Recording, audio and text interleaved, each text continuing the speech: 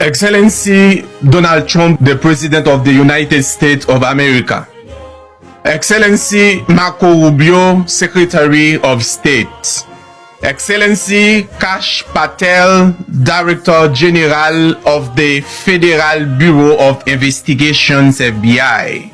On behalf of millions of Haitian citizens, I want to express our gratitude because we recently learned the arrest of Haiti's most dangerous financial criminals, Pierre-Reginald Boulos. And it gave us hope because for too long, powerful men like him have acted above the law, destroying our nations and killing our people. Your actions sent a clear message to Haitian politicians that Haiti is not a playground for corruption and mass killing. We also learned that you revoked the visa of André Michel, one of the most wanted political criminals in modern Haiti. We thank you for these decisions. It matters deeply to the Haitian people.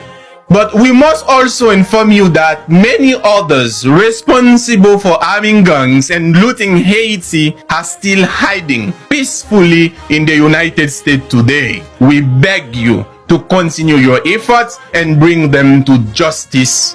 Among them, Rosemilla Petitfrère, currently living in Florida, Edmond Supplice Bozil, also living in Florida, and our former Prime Minister Ariel Henry for his presumed role in the assassinations of our President Jovenel Moïse on July 6, 2021. Mr. President, the main reasons for this open letter is urgent. We have learned there is a possibility that Pierre-Reginald Boulos could be deported back to Haiti. We are pleading with you to not let that happen. If he returns to Haiti, he will walk free the same day because he controls the justice system. People in the government, the police and the gangs work for him. He will kill witnesses, intimidate judges, and continue destroying the lives of our beloved Haitian citizens. Actually, that makes sense because US have a better justice and detention center system than Haiti. He willingly fled the country 4 years ago, never returned. Today, you arrest him and he asks